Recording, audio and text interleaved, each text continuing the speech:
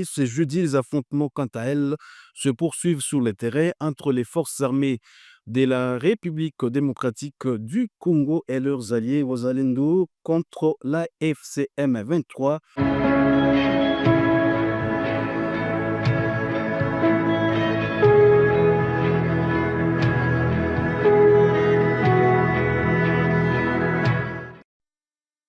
Mesdames, Messieurs, bienvenue dans cette édition sur les Volcans News, dont voici les principaux titres. Alors que les accords sont annoncés entre Kinshasa et Kigali, ce jeudi, les affrontements, quant à elles, se poursuivent sur le terrain entre les forces armées de la République démocratique du Congo et leurs alliés Wazalendo contre la FCM 23.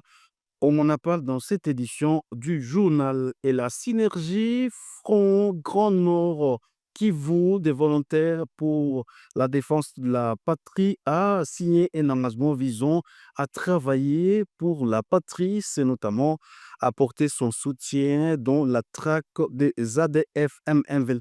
ZFMTN qui sécurise cette partie de la province du Nord Kivu. Cette histoire seront développée sous peu. Et pour commencer cette édition du journal, de nouveaux affrontements ont été signalés tôt le matin de ce mardi 2 décembre 2025 dans plusieurs zones de l'Est de la République démocratique du Congo. Dans un communiqué publié ce matin, l'AFCM23 affirme que des opérations militaires de grande envergure auraient été lancées par les forces loyalistes, sont entrées également dans de bombarder plusieurs zones densément peuplées.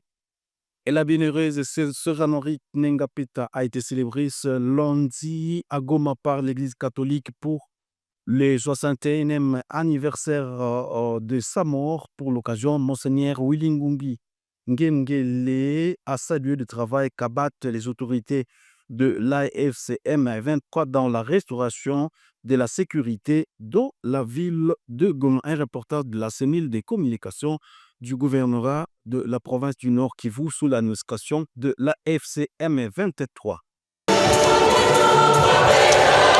C'est sous les chants de louanges et d'adoration que les chrétiens fidèles catholiques de la paroisse bienheureuse à Noirite ont célébré ce lundi 1er décembre 2025 à Goma, devant plusieurs invités chrétiens et politiques de l'AFCM 23, l'anniversaire de martyr de la sœur bienheureuse à Noirite Nengapeta, décédée il y a 61 ans. Au cours de cette cérémonie eucharistique, présidée par Monseigneur Willy Ngumbi Ngengele, évêque du diocèse de Goma, a invité les fidèles catholiques à imiter l'exemple de la bienheureuse à Noirite, connue pour sa foi inébranlable et son courage face à la mort, qu'elle a rencontré après avoir refusé de céder aux demandes d'un commandant rebelle en 1964 qui voulait la prendre par force comme sa femme.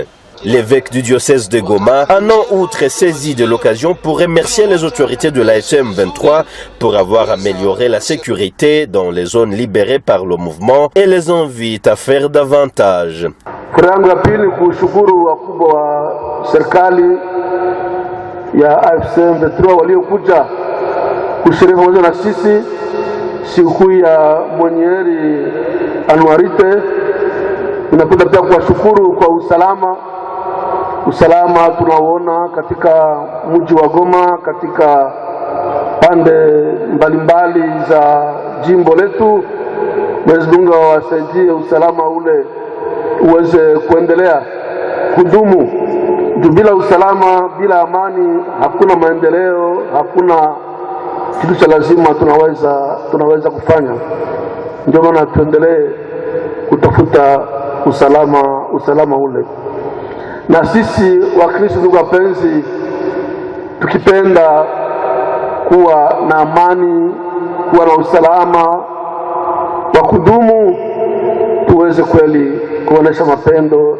Niliwaambia hiyo, kuonesha kama tunapiganisha kweli ukabila kati yetu na tunapiganisha ule uchoyo, umimi kati yetu. Le directeur de cabinet du gouverneur de province, Vincent Tenguera, était le représentant personnel de son Excellence Bahati Musanga Erasto dans cette cérémonie. Dans son message, Il a invité au nom du gouverneur de province toutes les confessions religieuses à mobiliser leurs fidèles à vivre ensemble et à l'amour du prochain avant de remercier l'évêque Willy Ngumbi Ngengele pour avoir reconnu dans son message les efforts de paix et de sécurité fournis par le mouvement de la FCM 23. En fait, c'est une grande joie pour nous de faire part de cette cérémonie. C'est une grande cérémonie pour l'Église catholique, pas seulement pour l'Église catholique, plutôt pour la population de Goma en général. Nous en profitons aussi de remercier Monseigneur Ngoubi, son implication. Il ne cesse de sensibiliser la population, de mobiliser la population pour vivre ensemble, pour l'unité de la population.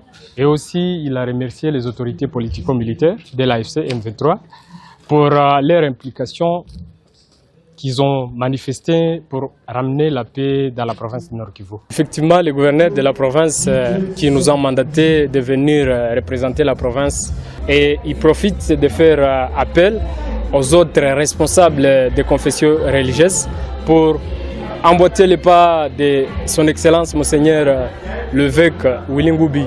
Signalons que la sœur bienheureuse Anouarit Nengapeta est née à Wamba en 1939 et avait été enlevée avec d'autres sœurs religieuses et amenée à Isiro où elle a été torturée, assassinée pour avoir refusé d'être prise comme femme du chef rebelle. La troisième, c'est également la synergie Front Grand Nord Kivu de volontaires pour la défense de la patrie qui a signé un engagement visant à travailler pour la patrie, c'est notamment apporter son soutien dans la traque de ZADF MTN qui insécurise cette partie de la province du Nord Kivu. Suivez cette déclaration lue ici par M.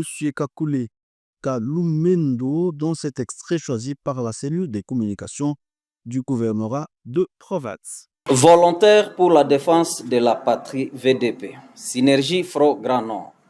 Nous, Synergie Front Grand Nord, nous saluons la disponibilité de son Excellence, Monsieur le gouverneur militaire de la province du Nord Kivu, le général-major Kakule Evariste Somo, pour nous avoir accordé une audience ce lundi 1er décembre 2025 afin de lui exprimer certaines de nos doléances et notre vœu de continuer à travailler pour la patrie, à synergie avec le soutien des autorités dans l'intérêt de la population.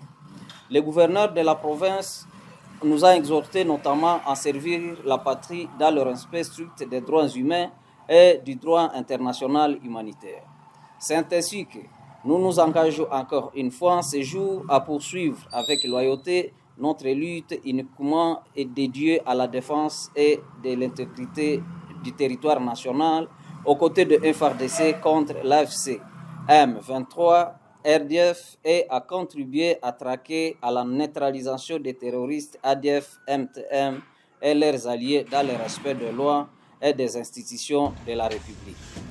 Et on va également parler de la situation sécuritaire au Sud Kivu. Les députés nationaux Lutala Muntiki Trésor, élu du territoire de Mouinga, qui a interpellé ce lundi le vice-premier ministre et ministre de la Défense face à la dégradation de la situation sécuritaire dans sa circonscription depuis le mois de janvier de cette année.